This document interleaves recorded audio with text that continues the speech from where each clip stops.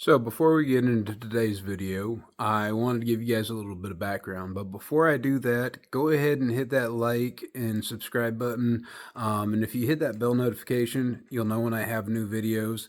And we're actually going to be asking the sheriff some questions pretty soon. We're gonna set up and conduct an interview with the sheriff. So be watching, have that bell notification for when I go live because we're going to bring some change together. Now, a little bit of background on the video that I'm going to be posting today so that you guys can see this. I have PTSD. So,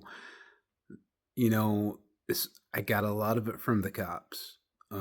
Something I see a therapist for. It's a real big deal. And a lot of people have this. A lot of people have this from the government being tyrannical, from, police interactions, from the way that people are mistreated and mishandled in prisons. I'm actually partnering with dream.org. So I don't know if you guys know the story of Gypsy Rose, but that's actually run by a friend of Gypsy's that was incarcerated with Gypsy. So, prayers for her, prayers for us. We're going to be teaming together because we don't believe that people who get incarcerated should be tortured. If people are locked up, it's because they're a danger to society. And if we're going to release those people back into society, we need those people to be reformed. There is absolutely no reason that you should be torturing somebody who you plan on releasing back into public because you know that you're causing a problem for that person to still be a danger when they go back out into public because you've done nothing but mistreat them the entire time that they've been incarcerated. So that's wrong. We've got to fix that. Now, I was told by Chance because he tried to do a knock and talk one day out here. That's another video that I'm going to upload is kind of what your rights are and how you avoid them coming out to do a knock and talk. Because if you go outside, what they're going to use is whatever probable cause they have. And their whole thing is to try to get you out there so that they can put you in handcuffs. If they ever do a knock and talk, don't ever go outside. Don't allow them to come inside. They will violate your rights. It's scary how far our government's gotten on this. I woke up just hearing Captain Barnett telling me that he give his thug Chance Brandstetter, when I told them I was going to turn myself in,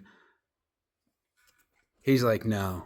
He's like, no, we're not going to allow you to turn yourself in. He's going to go hunt you down, and if you get in here before he gets you, then okay. But no, that's just an excuse for them to rough you up. I saw what my bond was. I saw it online after he did the knock and talk. Before this, I didn't even know that I was even being investigated for any charges, because on the first night when they actually when they came out, when I got hit,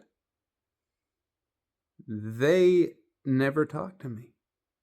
They asked me one time on the couch what happened while EMS was working on me. I told them, guys, I got this stuff on video. You guys have seen the video. Kind of bad that the chief's sitting there belittling somebody. We got the MRI results, so I have serious damage. They have no chance. They have no option at this point but to actually file the charges for the assault on my niece. They've got to do something about it now. I mean, if they don't, I'll be taking this fight very soon. I'm going to take this to Jefferson City, and we will be lobbying outside the state building. So, all right, I'm not going to delay this anymore. I'm going to go ahead and play the video that I took at 5 a.m. this morning when I woke up at 4:30 and I couldn't go back to bed because my PTSD was so bad. This is what they're doing to me. You know, the bad thing about being a target of police attacks and government is that you don't really get much sleep when you realize that you're alone. You don't have a police force, and actually, the police that are supposed to be protecting you are actually out to get you. Makes it a lot harder to sleep at night. I was in there trying to get to bed and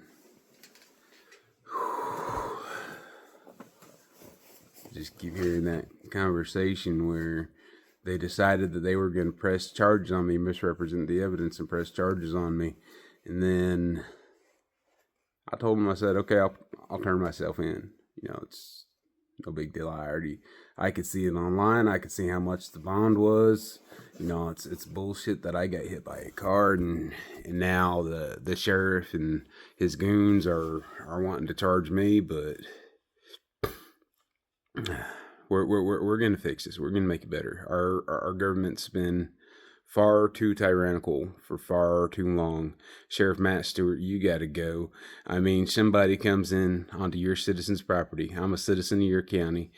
He comes onto my property, takes a state car, drives it through my knees. I get seriously injured, and Matt Stewart has the nerve, the audacity to sit there and say that I'm not even injured. When I felt the car drive through my knees and drive me backwards, and Matt Stewart, the best you can come up with is it was slick, so he had a reason to drive through you. You put a bag of diapers on his car, so he had a reason to drive through you. Sheriff Stewart, there's absolutely no reason to ever drive your vehicle through another person. And if you can't understand that as chief, you definitely should not be in law enforcement.